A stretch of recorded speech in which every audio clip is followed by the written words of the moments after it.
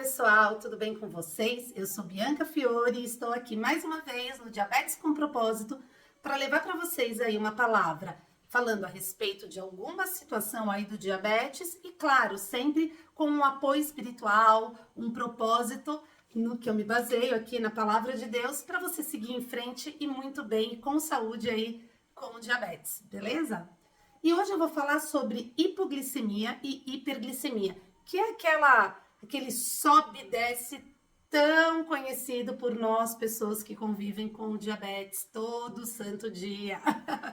E aí, a palavra que eu quero ler hoje para vocês está lá no livro de Deuteronômio, capítulo 31, versículo 8. O Senhor, pois, é aquele que vai adiante de ti, e ele será contigo, não te deixará, nem te desamparará. Não temas e nem te espantes. Mas aí eu vi uma outra versão que eu achei mais bacana e eu vou ler para vocês também, tá? É o mesmo capítulo, o mesmo texto, só que escrito numa outra forma. E eu acho que essa me impactou um pouco mais. A dificuldade pode parecer grande, mas nosso Deus é maior. Deus sempre esteve à frente de seu povo e nunca abandonou seus filhos.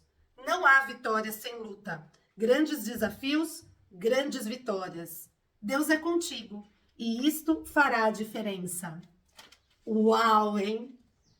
Pessoal, só quem tem ou vive com alguém que tenha diabetes sabe o quanto é difícil hipo e hiperglicemia.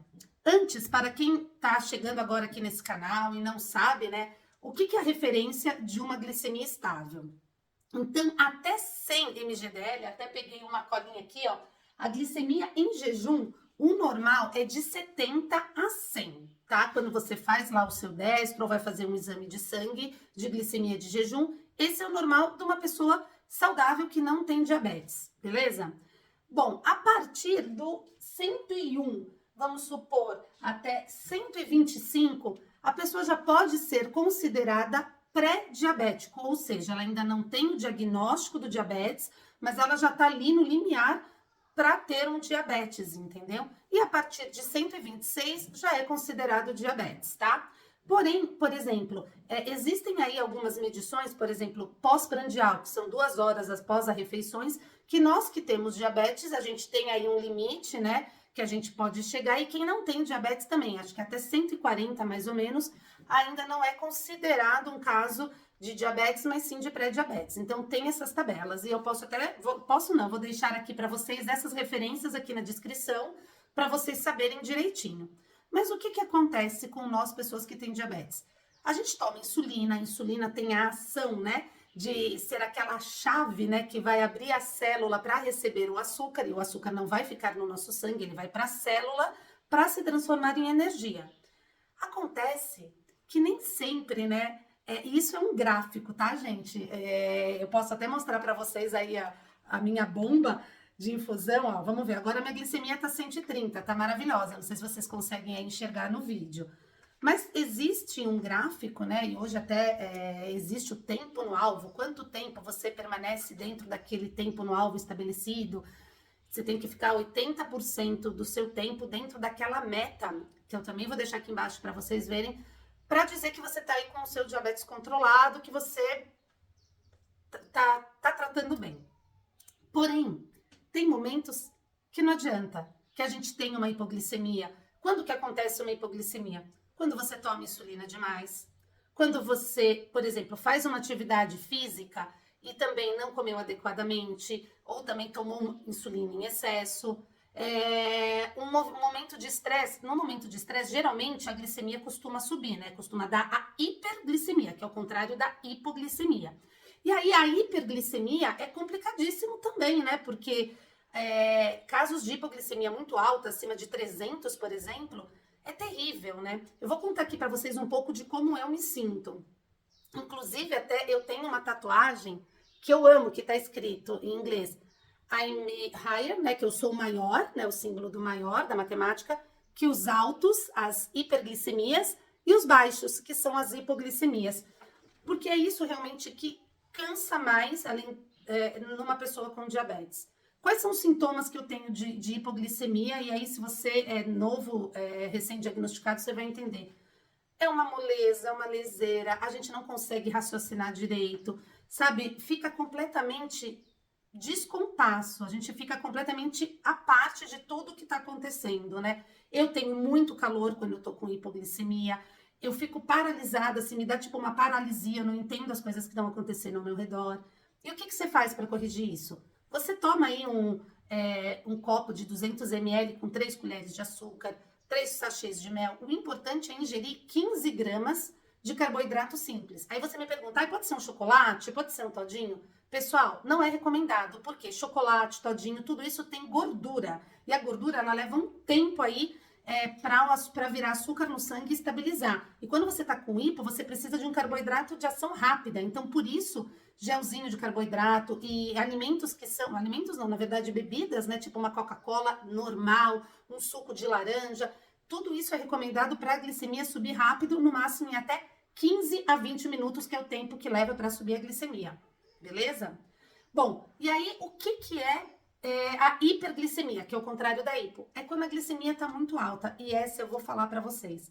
Enquanto a hipo a gente resolve em 10, 15 minutos, a hiper, para mim, Bianca, é muito pior. Porque ela leva horas para começar a baixar. Não é tão rápido quanto uma hiper, entende? Quanto uma hipo. Para mim, leva em cerca de 2, às vezes até 3 horas, se por um acaso ela está acima de 300 ou de 400. E o que faz a glicemia subir tão rápido assim? No meu caso, que eu uso bomba, pode ser o catéter que dobra e a gente não percebe. Então, essa é a diferença. Para perceber uma hiperglicemia, às vezes é mais complicado, porque ela vai te dando uma moleza. No meu caso, ela me dá uma moleza, ela me dá um sono absurdo, me dá muita sede, eu sinto a boca seca. Quando eu começo com esses sintomas, muito provável que minha glicemia já esteja lá em Plutão, na verdade, já tá lá na Lua, para lá da Lua. E aí é complicado, porque aí o que você faz? Se você usa bomba, você troca tudo. Para quem não usa bomba ou usa caneta, vários fatores podem ter interferido. Você ter tomado menos insulina e ter comido além daquilo que você tomou insulina. Pode sim, é raro, mas pode acontecer da insulina estar estragada, ou ela foi estragada sim. Não que você comprou ela estragada, mas você pode ter armazenado ela mal, porque a insulina ela tem que ficar na geladeira, e aí ela não tem mais aquele efeito. Outra coisa também que pode acontecer, né? É uma má aplicação. Às vezes a pessoa, ela tá com aqueles caroços, né? Lipodistrofia, lipohipertrofia no corpo, aplica insulina nesse local, não faz o rodízio, e aí o corpo não absorve direito. Ou a pessoa não tomou o remédio, né? Enfim, para quem usa antidiabético oral. Então, tem vários fatores. E aí, o que é importante? É corrigir com o medicamento que o seu médico vai falar para você o quanto que você deve corrigir, tá? E água, pessoal. Quando você tem hiperglicemia, é fundamental, até a glicose baixar, você beber, ingerir muita água. Por quê? Porque senão o seu corpo ele começa a ficar muito fraco, né? O sangue, na verdade. E você tem um negócio que pode acontecer que chama cetoacidose diabética, que são os corpos cetônicos que ficam lá no nosso sangue e a gente começa a eliminar. Então, isso, na verdade, dá um odor diferente na boca. Você começa a ter uma dor de estômago, assim, muito absurda. É bem complicado. E você ingerindo bastante água, você vai evitar esses corpos cetônicos e essa cetoacidose, tá bom? E agora, por que eu trouxe da Bíblia, na parte espiritual aí, falando sobre batalha? Porque é uma batalha, gente. É uma batalha diária. A gente tenta ficar dentro ali da meta glicêmica, até no meu caso, de quem usa aí o timing range, usa bomba, tudo, que é o do 100 a 180, 70 a 180, tá ok, porque você tá dentro daquela faixa. Mas não adianta, pessoal. Eu tinha um amigo uma vez que falou uma coisa que é muito séria. Gráfico reto, você só tem quando você tá morto. Isso é fato. Os nossos gráficos, eles são assim, do coração. Se ele ficar reto é porque você morreu. No diabetes também. A gente tem as oscilações, todo mundo tem. Claro, a gente não pode ter a hipo, a gente não pode ter a hipo, né? Não pode ter não, né? É chato quando acontece, mas a gente tem que saber lidar com isso. A gente tem que saber lidar com as nossas batalhas diárias. E quais são, real, as batalhas diárias, para mim, mais tensas no diabetes? É isso. é o controlar, é o hipo e a hiperdiária nossa. Mas dá. E aquilo, quando Deus está na frente, Deus é conosco, ele nos dá a sabedoria e a capacidade da gente entender esses momentos e saber como tratar. Pode não ser agora que você descobriu, mas com a frequência, né, com o dia a dia, você vai saber. Você vai conhecer seu corpo ou o corpo do seu filho. Você vai entender os sinais de quando a glicemia dele tá baixa, de quando a glicemia tá alta. E aí você vai conseguir se cuidar. Você vai conseguir tomar a decisão, tomar a atitude certa em cada momento. E é isso que a Bíblia também me ensinou. Eu fico pensando, né? Davi, que foi um dos maiores reis aí de Israel, Davi era um homem que ele viveu um reinado de batalhas. Na vida de Davi, a gente pode dizer assim, eu diabética, eu penso que a minha vida é como a vida do rei Davi, porque até o dia de Davi morreu, ele enfrentou batalhas. Era uma batalha quase por dia. Teve momentos que realmente Davi enfrentava os povos lá que estavam querendo invadir Israel, enfim, era diário. Depois de Davi, quando veio seu filho Salomão, foi um tempo de paz. Foi um tempo que Salomão, ele não teve as mãos dele sujas por sangue, né? Mas o Davi teve. O Davi teve uma vida, sabe? E ele teve batalhas que ele não venceu todas. Teve batalhas sim que ele perdeu. Mas sabe o que é mais importante? Deus sempre estava à frente. Deus sempre estava com ele. Sempre teve um porquê, um propósito nas batalhas que Davi perdeu, por exemplo. Será que ele não buscou a Deus? Será que ele não se posicionou da maneira correta? Será que eu tô tendo todo dia hipoglicemia ou hiperglicemia porque falta aí algum ajuste na minha dosagem? Será que eu não tô sabendo aí como resolver esses problemas? São coisas para a gente pensar. E quando eu digo, né, que a Bíblia, a palavra de Deus é maravilhosa e que eu falo, nossa, como que pode, né? Diabetes é uma coisa tão mundo que a gente está vivendo, tão uma coisa da nossa carne, mas mesmo assim, a gente consegue encontrar exemplos de como seguir adiante na palavra de Deus. Então, meu querido, minha querida, é isso que eu quero falar para você. Não se desespere. É chato, é ruim ter hipoglicemia, acordar com hiper é muito chato, é muito ruim. Tem dias quando eu acordo com hiper, né, que acontece, que eu falo que parece que um caminhão me atropelou, porque é uma fadiga, é um cansaço. Só que é isso aí, eu posso não ter vencido aquela batalha na madrugada ou durante o dia, mas eu vou corrigir, daqui a algumas horas é um novo momento, eu vou vencer. Acabou. É isso, no dia seguinte vai ser melhor. Existem momentos que é complicado, que a gente tem semanas mais suscetíveis, por exemplo, nós mulheres, quando a gente está com TPM ou entrando no climatério, enfim, a gente fica mesmo com os hormônios oscilando. Adolescência, meu Deus do céu. Mas existem estratégias para controlar a glicemia, as hipos e as hipers nesses momentos da vida.